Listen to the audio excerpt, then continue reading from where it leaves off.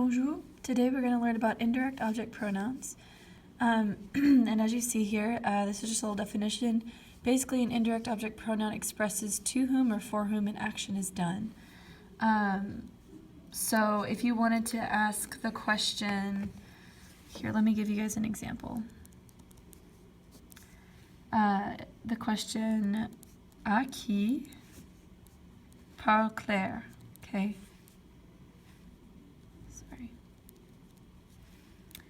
To whom does Claire speak? Okay, who is she talking to?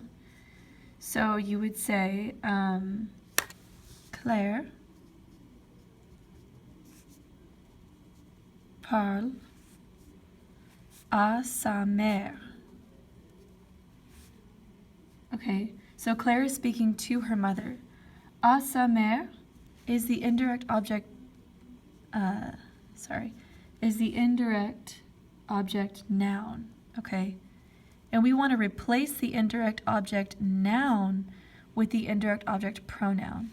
Okay, so who is she talking to? You want to say that she's speaking to her mother instead of saying Claire is talking to her mother, right? You could say shorter version would be she's talking to her. Okay, so who's she talking to? She's talking to her. So you could let me give you the indirect object pronouns first, and then I'll explain to you how you replace that with an indirect object pronoun. So your indirect object pronouns, you have singular and plural, of course, comme toujours. Okay, you have me, te, and lui. Over here you have nous, vous, and leur. Okay.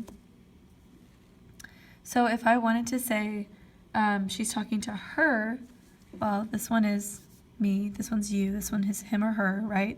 This one is us, y'all, and them. Okay, same thing as always.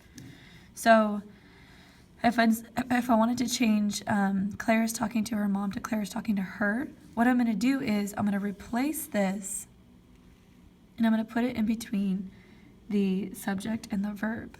Okay, that is normally where it will go. So then I would change that to, this would change to Claire lui parle.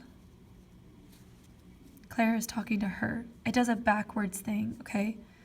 It looks like Claire, her talking to, but it's Claire is talking to her. So another actual example of this is something maybe you guys are a little bit more familiar with. When you want to say I love you, you say I you love instead of I, like literally I love you. So you would say je, that's the subject, I, and then to love is M, right? And then I want to say you, so I'm going to go back up here, I'm going to check this out, and I'm going to put this here. Instead of TE, I change it to just a T because it's a vowel right here. And je t'aime, I love you, okay? So as you can see, you guys have probably already been using these. You've already been seeing them around. But now I'm just giving you the explanation of what kind of situation you'll use them in and when you'll use them. Let's see, they precede the conjugated verb, like I said, their position. Where you're going to place them is going to be before the conjugated verb.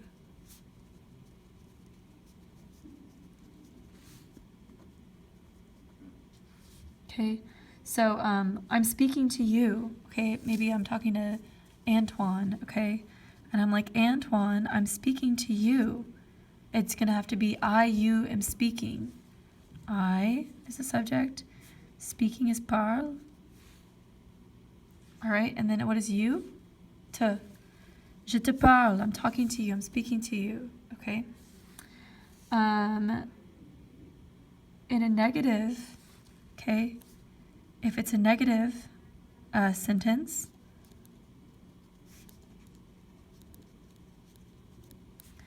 it's going to go after, it goes between, well, after ne, it goes between ne and the conjugated verb, okay?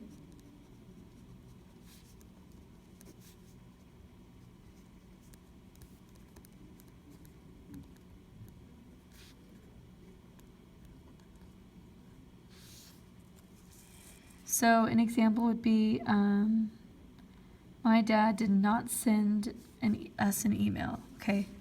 So my dad, mon père, he did not, he did not send, and I'm going to use passé composé here. So he did not send us an email, okay? So instead of saying, my dad didn't send an email to us, I'm changing to us to my dad didn't send us an email, okay? So it's kind of shorter, and the position of the us is different, right? So I want to say my dad didn't send us an email, and we said that it's going to go between ne and the conjugated verb. So I'm going to leave a blank there. A pas envoyé an email. Okay, so my dad, right now this says, my dad did not send an email. Okay, I want to say my dad didn't send us an email. So you're going to have to put it here because we talked about the position. It's before the conjugated verb. In a ne pas situation, it's after the ne, but still before the conjugated verb, right? So what's us? Go back up here. Us is nous.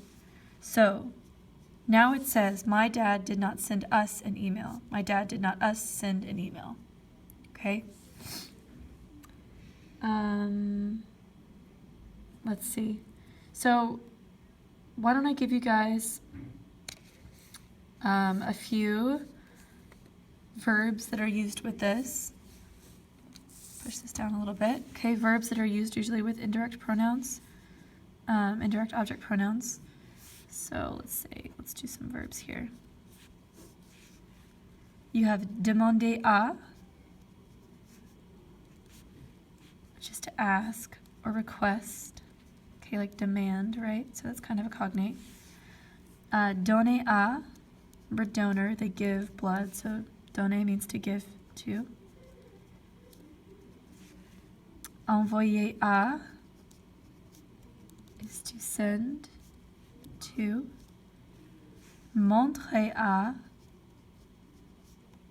is to show to. Let's go over here. Parler à. And move this over. Is to speak to. Poser une question à.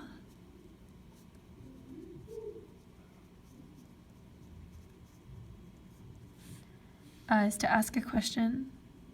Ask a question.